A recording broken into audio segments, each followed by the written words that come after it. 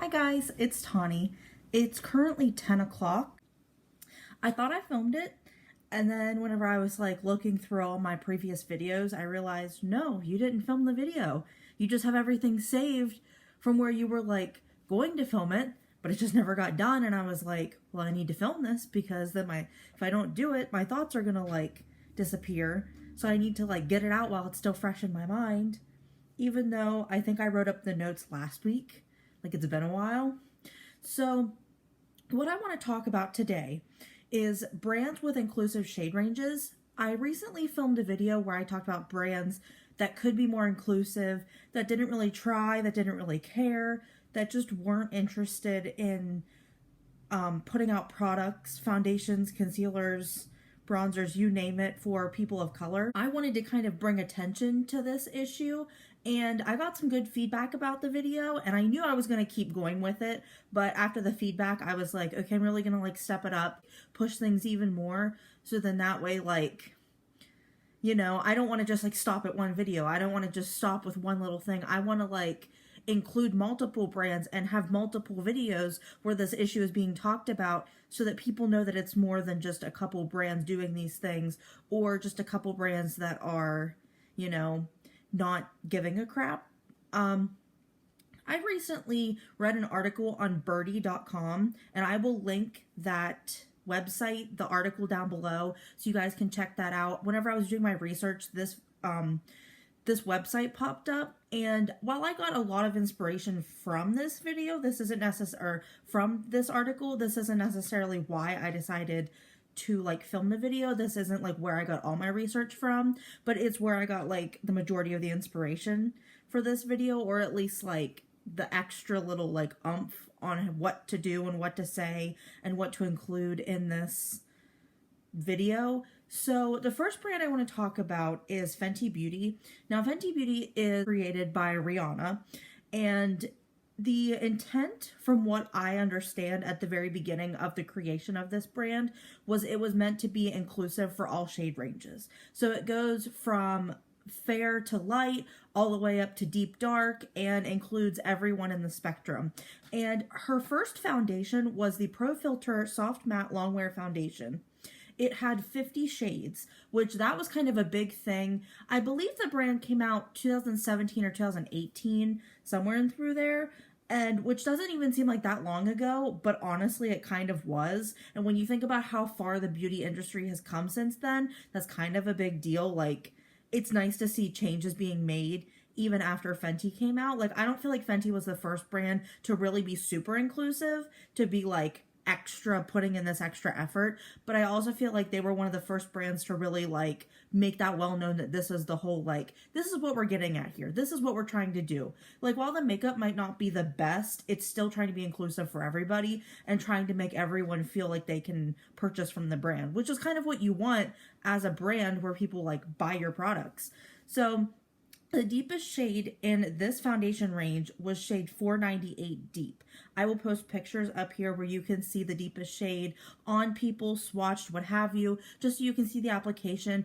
And from this one, I really felt like Fenty Beauty put forth the effort to have a deep shade range. They really made everybody fit within this range of foundations, and I feel like that's something that while we have been, and while we still do talk about it a lot, it still needs to be talked about even more, just to really praise Rihanna for all the good work she's done to help people, be able to buy foundation.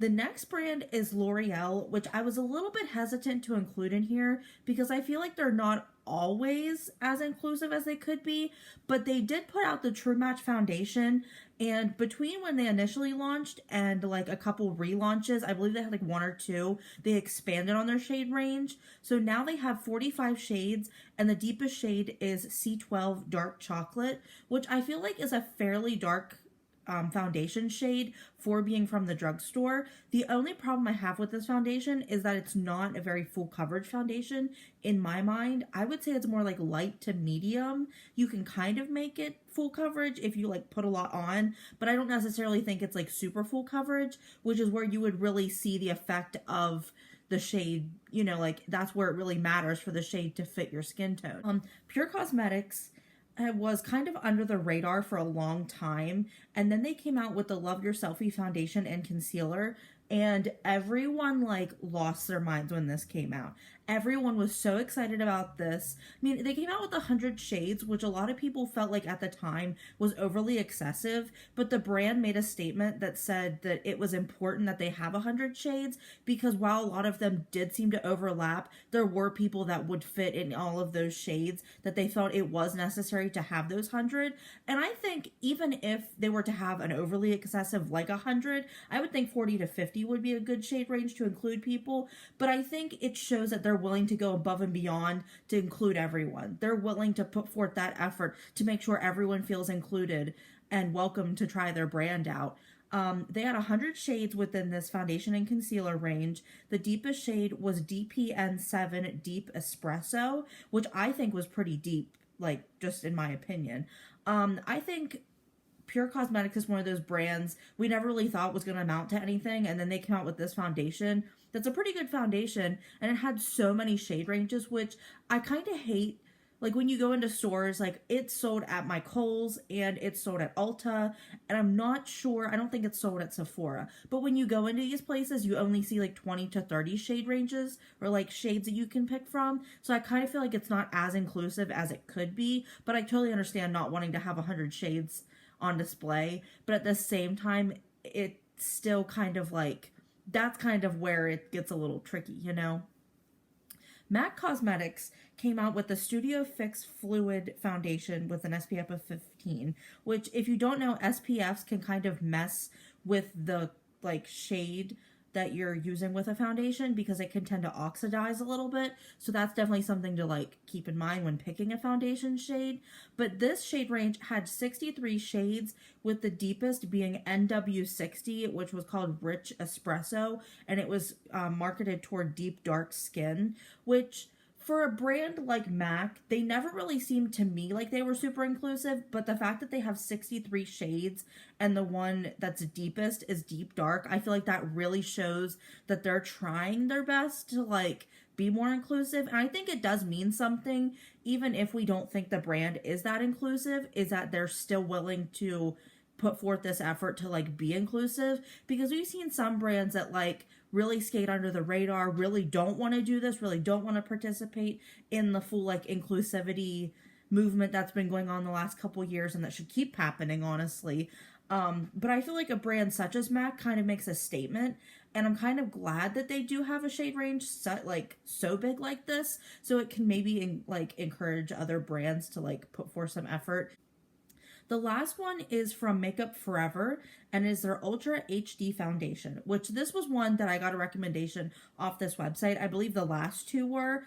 The Ultra HD foundation has 50 shades, and their two deepest shades, I was a little bit conflicted because their deepest shade is chocolate, which is R560, but it doesn't look quite as deep as the R550 dark chocolate. So I'll put those up here for you to kind of just like see the comparison. I'm sure maybe in person they look a little bit different, but to me they both kind of like, I thought dark chocolate was darker than chocolate, but it just kind of, which would you would think because dark and then chocolate, like dark chocolate would be darker.